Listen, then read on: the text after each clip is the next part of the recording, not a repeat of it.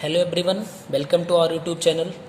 दोस्तों, हम लोग यूपी पीजीटी में जो केमिस्ट्री का पेपर कर रहे थे 2016 का, उसमें 117 क्वेश्चन हम लोगों ने 116 क्वेश्चन हम लोगों ने कंप्लीट किया था। आज हमें उससे आगे चलना है, यानी क्वेश्चन नंबर 117 से स्टार्ट करना है। 117 नंबर क्वेश्चन है। एक आपको रिएक्शन दिया हुआ है, एक गैल्वेनिक शेल में 298 केल्विन पर निम्न अभिक्रिया होती है। रिएक्शन दिया हुआ है आपको, ठीक है।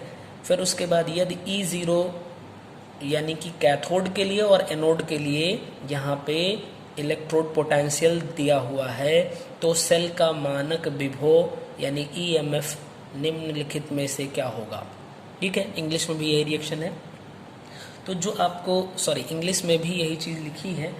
देखिए, रिएक्शन है Cr2O7 double minus plus 14H plus 6Fe2 plus and gives out 2Cr triple plus 6Fe3 plus 7H2O। तो आप देखिए, ये रिएक्शन आपका रेडॉक्स रिएक्शन है। इसमें किसी एक एलिमेंट का क्या हो रहा है, रिडक्शन, और एक का हो रहा है ऑक्सीडेशन।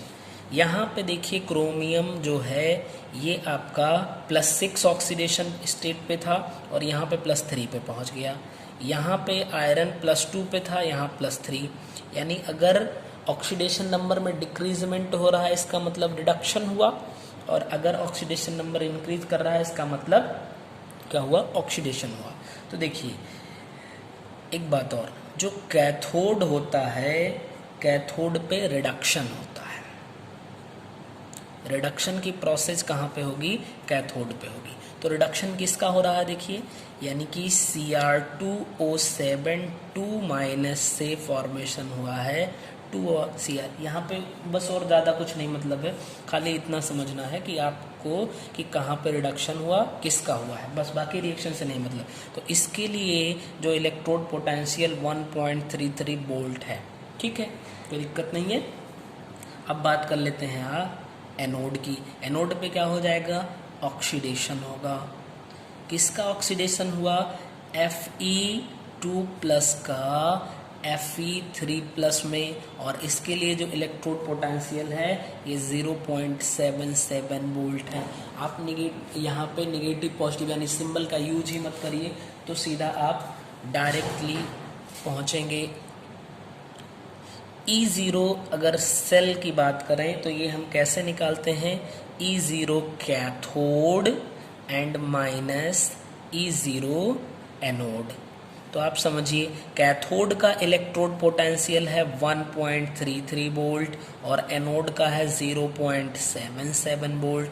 तो आप यहाँ से देखिए, तो ये हो जाएगा 6 and you got here 12.5.0 0.56 volt जो है वो आपका सेल का इलेक्ट्रोड पोटेंशियल हो जाएगा, और ये आपका आंसर है बी। ठीक है, चलिए नेक्स्ट क्वेश्चन पे चलते हैं। Question number 118।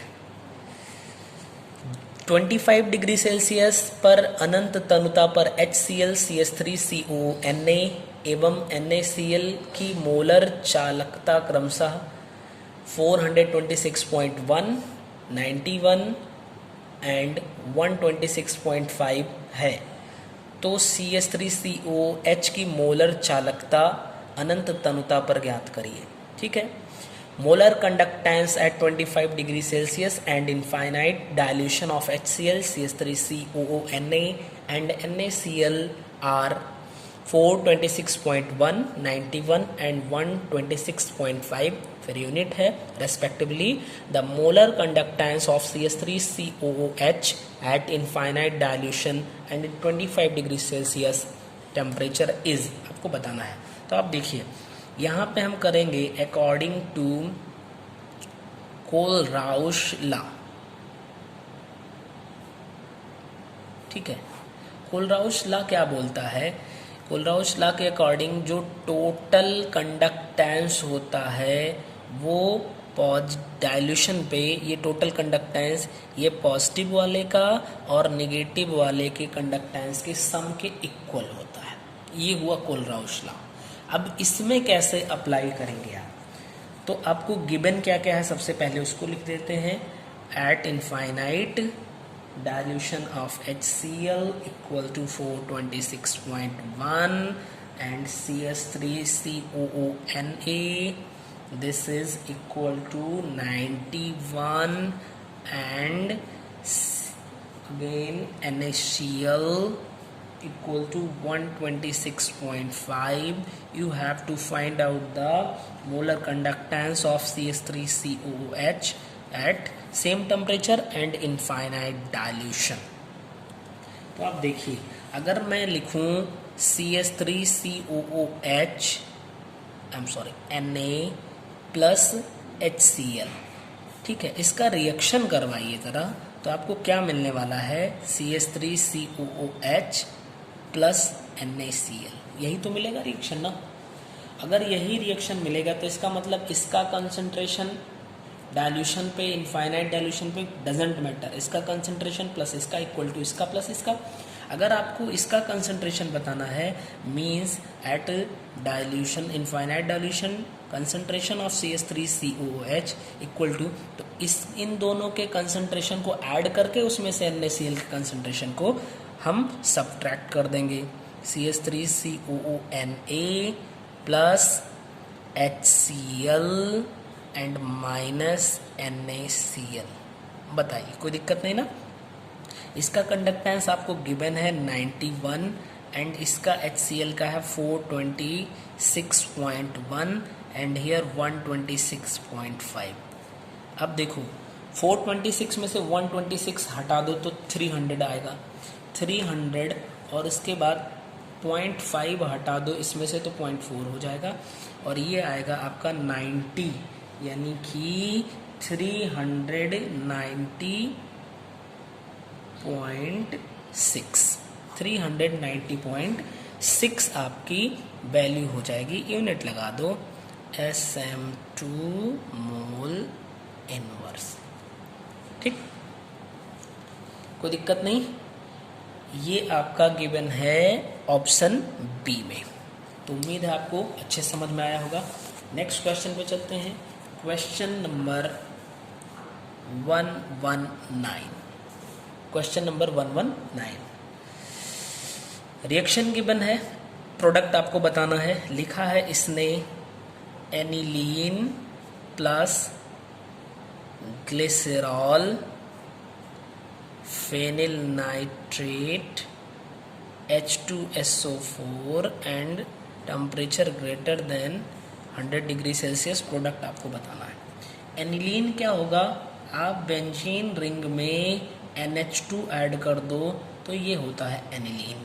ग्लिसरॉल का ट्राई हाइड्रोक्सी यानी कि CH2 और उसके बाद 3 OH यहाँ पे कनेक्ट कर दो, ये आपका हो जाएगा ग्लिसरॉल।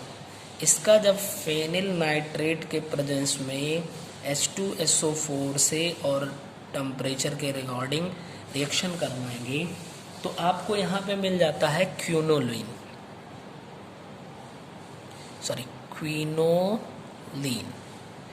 क्विनोलीन का फॉर्मेशन होता है। अब ये क्या होगा, आप यहाँ से ऐसे बनाइए और उसके बाद ये यहाँ पे N लगा दीजिए, ये हुआ, and this one again this one, ये क्विनोलीन हो गया। ठीक है, अब ये भी नेम रिएक्शन की कैटेगरी में आता है। इंतज़ार करिए, जब ये नेम रिएक्शन आएगा तो मैं आपको वहाँ पे पूरी मैकेनिज्म भी बताऊँगा। ये स्क्रॉप सिंथेसिस है, ठीक है, क्विनोलीन के फॉर्मेशन की स्क्रॉप सिंथेसिस। कौन? SKRAUP synthesis, Skraup synthesis. ठीक, नेम रिएक्शन की कैटेगरी में आएगा, वहीं पे हम इसको डिटेल करने वाले हैं। ठीक, तो आपका ये जवाब क्या हो जाएगा, फिलहाल ऑप्शन डी सही होगा, क्विनोलीन। नेक्स्ट क्वेश्चन पे चलते हैं। क्वेश्चन 120, निम्नलिखित धातु हाइड्रोक्साइडों में से कौन प्रबलतम क्षार है? Which of the following metal hydrides is the strongest base? देखिए इसमें जो चारों ऑप्शन दिए हैं ये मेटल के ही हाइड्रोक्साइड गिवन है। तो एक बात हम आपको बता दें, beryllium hydroxide, again magnesium hydroxide, calcium hydroxide, strontium hydroxide and barium hydroxide. जैसे ही हम टॉप टू बॉटम चलते हैं, एटम की यानी एटॉमिक साइज इंक्रीज करती है या आप आयनिक साइज कह लीजिए, और उनके हाइड्रोक्साइड का बेसिक कैरेक्टर इंक्रीज करता है। ठीक है, बेसिक कैरेक्टर भी इंक्रीज करता है। इसका मतलब सबसे स्ट्रॉन्गेस्ट बेस क्या होगा? BaOH होल ट्वाइस, और सबसे वीकेस्ट क्या होगा? BeOH whole twice. यानी बेरियम हाइड्रोक्साइड सबसे क्या बोलेंगे वीकेस्ट बेस होगा और BaOH होल ट्वाइस स्ट्रॉन्गेस्ट हो जाएगा। नेक्स्ट क्वेश्चन 120, निम्न में कौन सी विटामिन रक्त के जमने के गुण में एक महत्वपूर्ण भूमिका निभाती है? Which of the following vitamins plays a vital role in the coagulating property of blood? इसमें ऑप्शन ए है vitamin A, vitamin D, vitamin E and vitamin के। ठीक है, तो देखिए विटामिन ए की अगर डेफिशिएंसी हो जाए तो क्या हो जाएगा? Night blindness. ठीक है, नाइट ब्लाइंडनेस की प्रॉब्लम हो जाएगी। विटामिन डी की डेफिशिएंसी हो जाए तो रिकेट्स की प्रॉब्लम हो जाएगी। विटामिन ई की कमी से स्टरलिटी हो जाती है, और विटामिन के की कमी से क्या होगा? ब्लड क्लॉटिंग में प्रॉब्लम होती है। यानी कि ब्लड क्लॉटिंग के लिए जो रिस्पॉन्सिबल विटामिन है दैट इज विटामिन के। ओके, उम्मीद है कि आपको समझ में आया होगा। नेक्स्ट क्वेश्चन पे चलते हैं 122, पनडुब्बियों जैसे बंद निकायों में CO2 से क्रिया करके O2 देने वाला निम्न में कौन है? Among the following which one of the following reacts with CO2 to produce O2 closed system such as submarines? तो अब देखिए सबमरीन हो या फिर स्पेस शटल्स हो, उसमें KO2 को बोलते हैं पोटेशियम सुपर ऑक्साइड। तो पोटेशियम सुपर ऑक्साइड जो बंद जगहों पे CO2 है उससे रिएक्शन करके और K2CO3 का फॉर्मेशन करता है एंड O2 गैस को रिलीज करता है यहाँ पे। ठीक है, 422 जा, ठीक, O2 गैस को रिलीज करता है, यानी पोटेशियम सुपर ऑक्साइड यहाँ पे आपका एग्जैक्ट आंसर होगा। चलिए नेक्स्ट क्वेश्चन पे चलते हैं। क्वेश्चन 123 क्वेश्चन है, मुक्त मूलकों के अस्थायित्व का सही घटनाक्रम निम्न में से कौन सा है? In the following which is the correct decreasing order of stability of the free radicals? तो देखिए फ्री रेडिकल की स्टेबिलिटी, इसकी स्टेबिलिटी एक बात तो आप बताते हो रेजोनेंस से, दूसरी बात आप बताते हो हाइपर कॉन्जुगेशन से।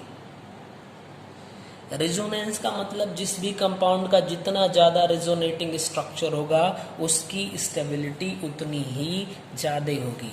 जैसे कि यहाँ पे दिया है CH2 double bond CH single bond CH2 free radical. Again इसने क्या किया, यहाँ पे C6H5 ऐड किया एंड CH2 फ्री रेडिकल।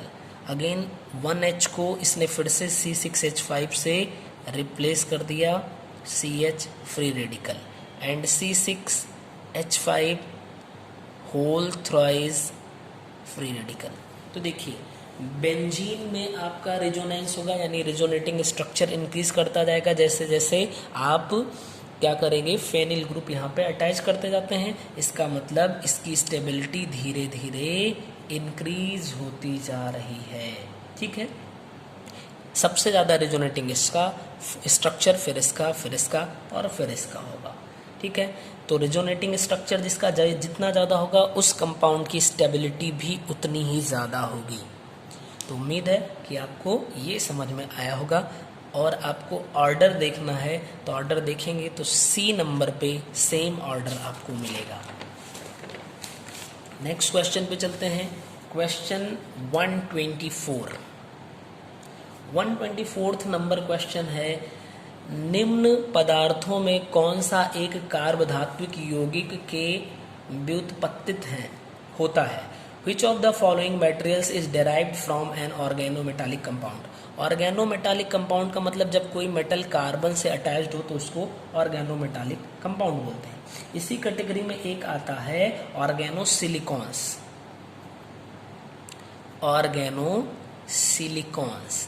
ऑर्गेनोसिलिकॉन्स का मतलब R2SiO, ये इसकी एक यूनिट होती है।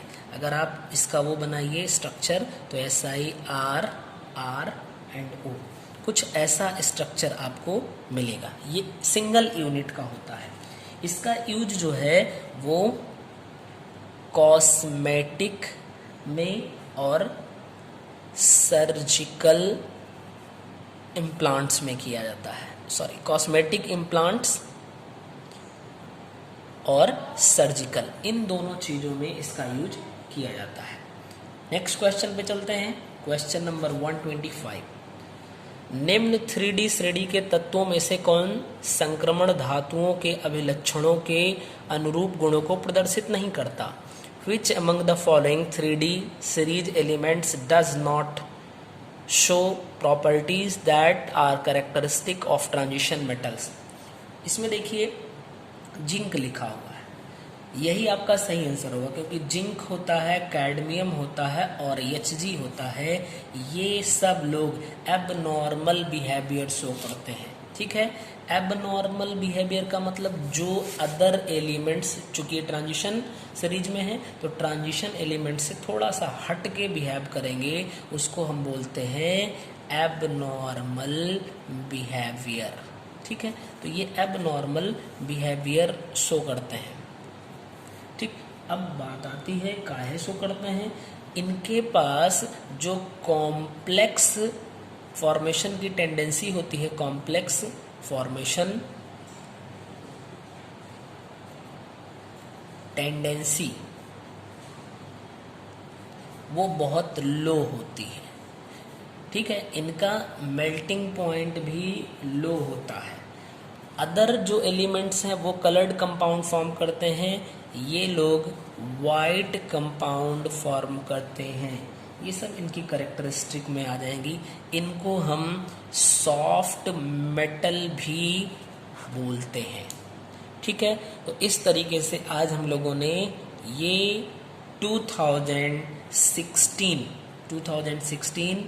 यूपी पीजीटी क्वेश्चन पेपर को कंप्लीट किया। यूपी पीजीटी 2016 का पेपर जो है वो हमने कंप्लीट कर लिया है। अब इसके आगे हमें 2013 पे स्टार्ट करना है, जो कि नेक्स्ट वीडियो से स्टार्ट होगा। तो आप सभी लोग बहुत अच्छे मन से पढ़ाई करते रहिए और वीडियो को आप देखेंगे तो प्रीवियस ईयर आपका यहाँ से तैयार हो जाएगा। छोटा छोटा वीडियो में बना रहा हूँ ताकि आप लोग पूरे वीडियो को कम समय में देख सकें अच्छे से। चलिए फिर मिलते हैं नेक्स्ट वीडियो में, तब तक आप सभी लोग स्वस्थ रहिए और बहुत अच्छे से पढ़ाई करते रहिए। Thank you very much.